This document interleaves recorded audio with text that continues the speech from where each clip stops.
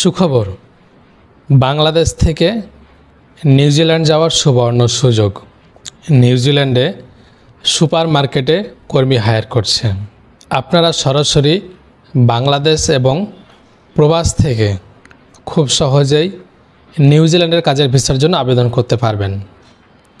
নিউজিল্যান্ডের কাজের ভিসা আবেদন করার জন্য আপনাদের কি কি ডকুমেন্টস লাগবে, কোন পদে আবেদন করবেন সুপার মার্কেটে, সুপার শপগুলোতে, এবং কিভাবে আবেদন করবেন, প্রাথমিক অবস্থায় আপনাদের বেতন কত টাকা আসবে, এসব বিষয় আজকে আপনাদের সঙ্গে ধারণা দেব, যাতে করে আপনারা নিজেরাই আপনার মোবাইল ফোন অথবা কম্পিউটার দিয়ে সরাসরি নিউজিল্যান্ডের সুপার শপে কাজগুলোতে আবেদন করতে পারেন।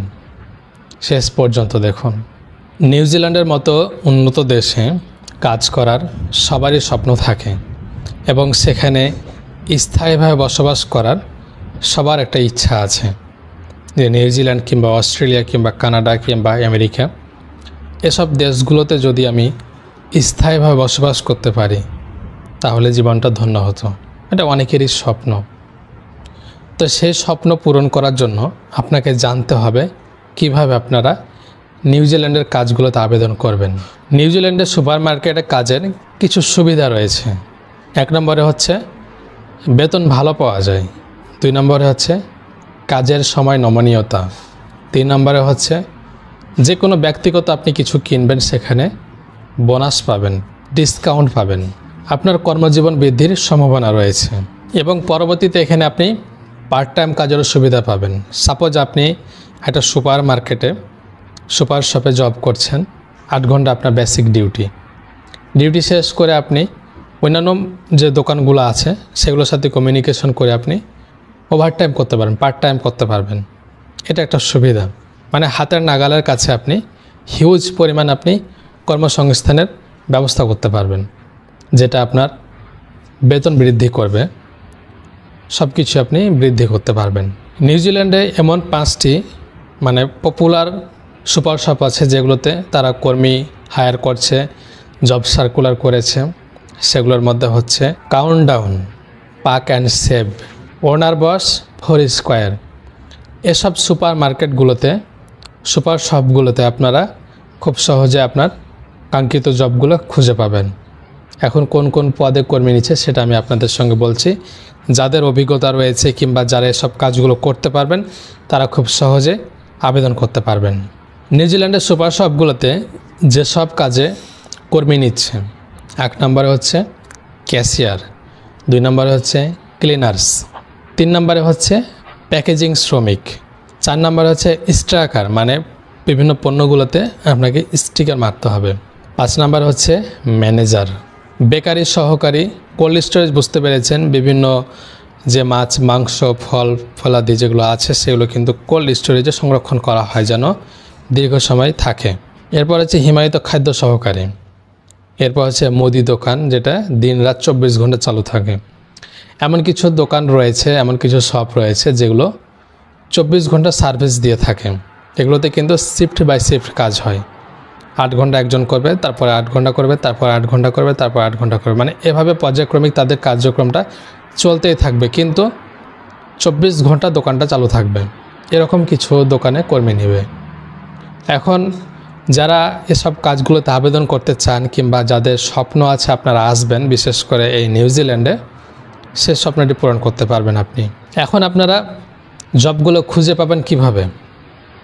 অনেকে বলবেন যে আমরা কিভাবে এখন এসব কোম্পানিগুলোতে কিংবা এসব কাজগুলোতে আবেদন করব, কোম্পানি কিভাবে খুঁজে পাবো? এটা হচ্ছে মূল বিষয়। কোম্পানি খোঁজার জন্য মানে জব পোর্টাল সাইট হচ্ছে সিক। এই সিকের মধ্যে কিন্তু আপনারা খুব সহজেই সব কিছু খুঁজে পাবেন।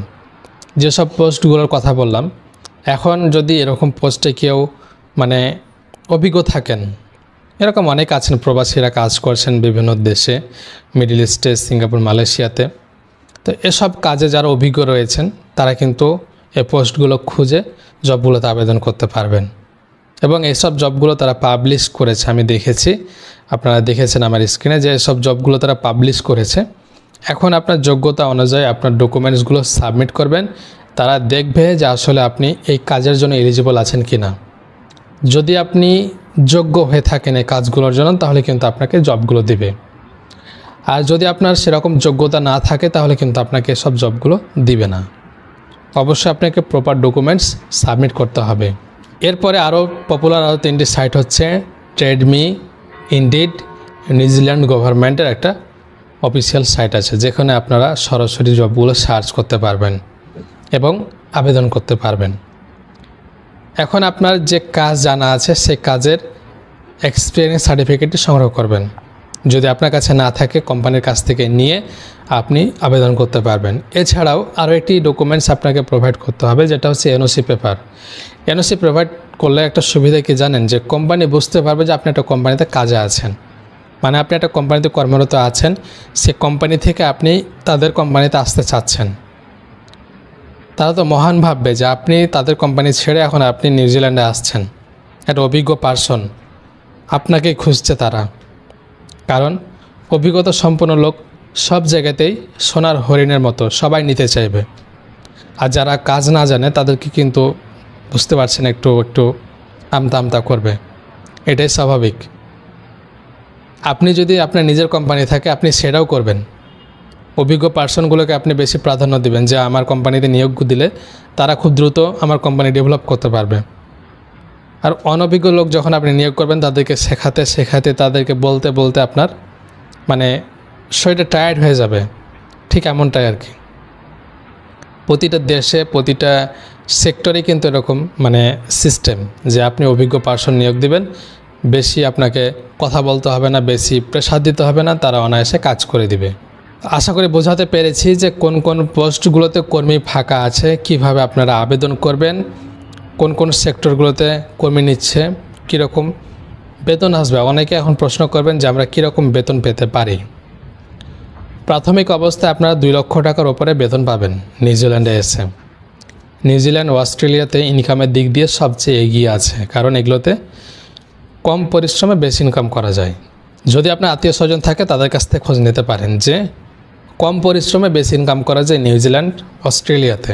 তো সব কিছু আপনাদের শেয়ার করেছি, কিভাবে জবগুলো খুঁজে পাবেন, কোথায় আবেদন করবেন, কিভাবে করবেন, বেতন কত টাকা পাবেন, এবং খরচের বিষয়টা হচ্ছে সম্পূর্ণ ডিপেন্ডেন্ট করে আপনার নিজের উপরে। আপনি যদি নিজে নিজে কাজগুলো খুঁজে বের করেন, নিজে নিজে প্রসেস করেন, তাহলে খরচ আপনার কম হবে।